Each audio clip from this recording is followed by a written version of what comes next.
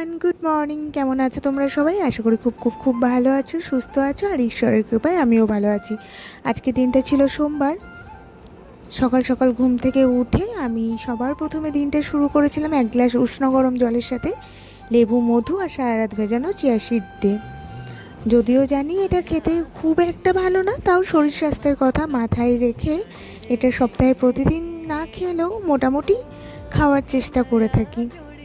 আর জানেন তো, আজকে না অংশুর পরীক্ষা, তাই মনের মধ্যে একটা চিন্তা আছে, ছেলেটা কি লিখবে না লিখবে সেই নিয়ে একটা চিন্তাও করছি। তারপর আমার এদিকে সান্ধানটা হয়ে গেল।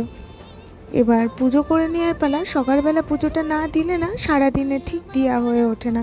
কাজের মধ্যে একবার ঢুকে গেলে আর ওই ঠাকুরের মধ্যে মন বসানোটা সম্ভব হয়ে ওঠে না। তো সকাল সকাল পুজো করেও নিয়েছি, নিচে গিয়ে সকালে টিফিন বানিয়ে অংশুকে পড়াতে চলে এসেছিলাম, আর তারপর বিছনাটাও গুছিয়ে নিলাম পরিপাটি করে।